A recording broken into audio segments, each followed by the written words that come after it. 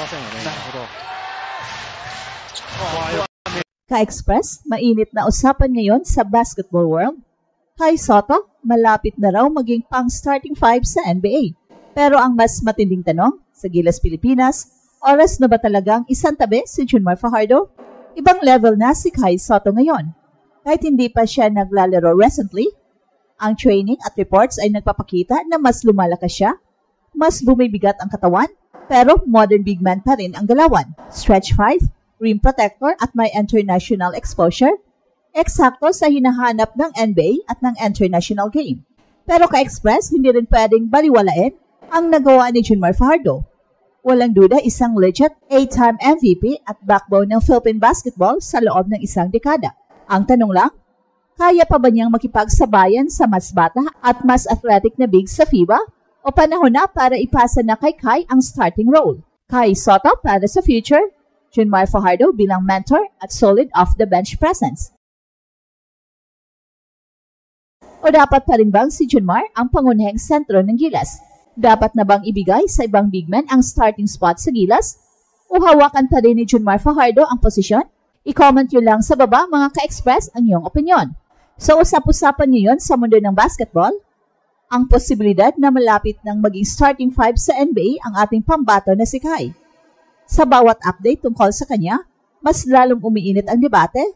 Oras na ba talagang ibigay sa kanya ang spotlight sa Gilas Pilipinas? O dapat na bang isantabi si Junmar ang tinaguriang Kraken ng PBA?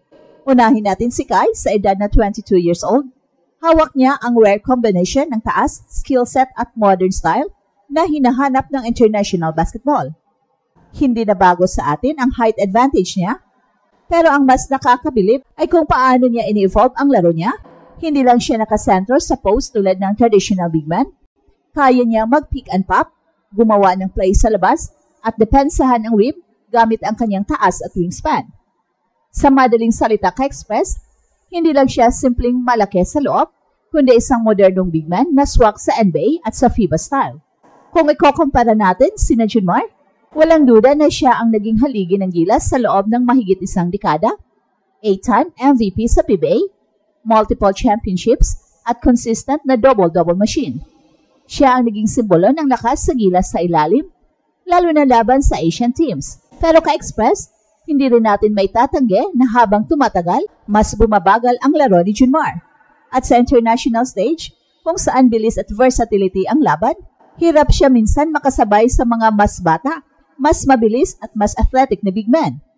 Kaya tuloy ang tanong, dapat na bang ibigay kay Kai ang starting center spot ng Gilas? Kung pagbabasihan ang style of play sa FIBA, malaking bagay ang pagkakaroon ng big man na kayang mag-adjust at magbigay ng spacing. And Kai Sotto fits that role perfectly. Habang si Junmar ay pwedeng maging malakas na backup, mentor at situational weapon depende sa matchup. Pero ka-Express, hindi rin pwedeng basta itapon ang experience ni Junmar. Malaking bagay sa mga batang players ng Gilas ang guidance niya sa loob at labas ng court. Imagine mo, Kai Sotto leading the way, habang andyan pa rin si Junmar bilang veteran at security blanket. Mas magiging flexible at unpredictable ang Gilas at mas hirap basahin ng kalaban. Kung tutuusin, hindi lang ito simpleng Kai versus Junmar debate. Ito ay tungkol sa transition of power sa Gilas. Sa bawat henerasyon, may bagong mukha ng basketball. So, kay Kai Sotto na ba ngayon ang oras?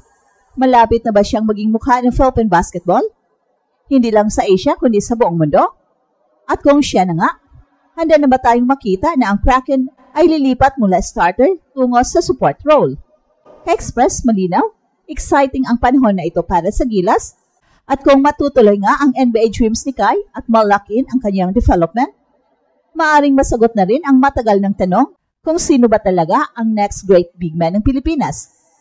Ka-Express, pag-usapan natin ang Kraken. Si Junmar Fajardo. Well, hindi may kakaila na siya ang pinakadominanteng big man sa kasaysayan ng PBA. 8 MVP awards, multiple championships at halos lahat ng honor bilang sentro sa Gilas, kanya nang naipon. Kung baga sa libro, kompleto na ang pahina ng kanyang legacy.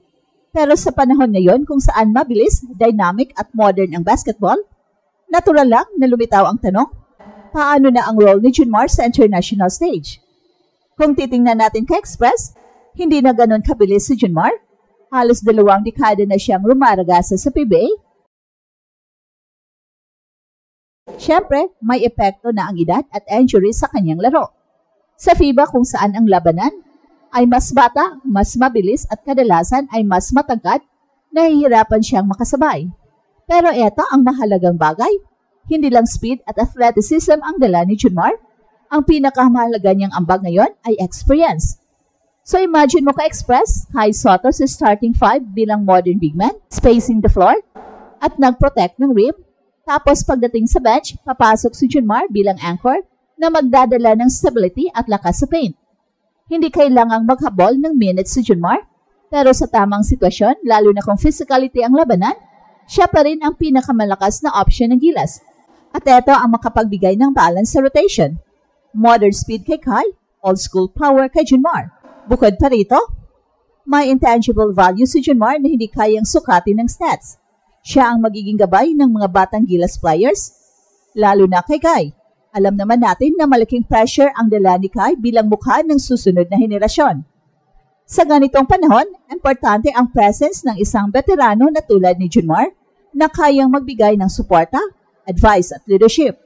Kung tutuusin, parang passing of the torch ito, hindi abrupt, kundi smooth transition kung saan parehong mahalaga ang dalawang players. Kung may similarity sa international basketball ka-express, ito yung mga pagkakataon na isang aging legend nagiging mentor ng isang rising star. Tulad ng nakita natin sa ibang bansa, Dirk Nowitzki mentoring Kristaps Porzingis noon sa Dallas, o Tim Duncan na kahit sa last years niya, invaluable pa rin sa Spurs. Ganon din ang posibleng papel ni Junmar sa Gilas. Well, sa madaling salita, hindi ito tungkol sa pagpapalit o pagtabi kay Junmar. Ito ay tungkol sa tamang paggamit ng kanyang strength habang binibigyan ng mas malaking responsibility si Kai. Kapag na-manage ng tama ang roles nila, magiging mas unpredictable at mas solid ang Gilas frontcourt. Kaya kung tutuusin, si Junmar pa rin ang susi, hindi na para maging alpha, kundi para maging foundation na susuporta sa bagong era ng Gilas na pinangungunahan ni Kai Sotto. Ka-express, si Kai Sotto ngayon ang sentro ng usapan, hindi lang sa Gilas kundi pati na rin sa kanyang landas papuntang NBA. Sa tangkad niyang 7'3", may kasama mobility, shooting touch at rim protection, malinaw na siya ang modern big man na hinahanap ng mga koponan sa NBA. Pero higit sa height at skills, ang nakakagulat ay ang maturity ng kanyang laro. Marunong siyang pumili ng spots, marunong magbasa ng depensa, at higit sa lahat, willing siyang mag-adjust depende sa sistema. At ito ang Express Info kung saan bawat kwento, ginulat ang mundo. Don't forget to like and subscribe.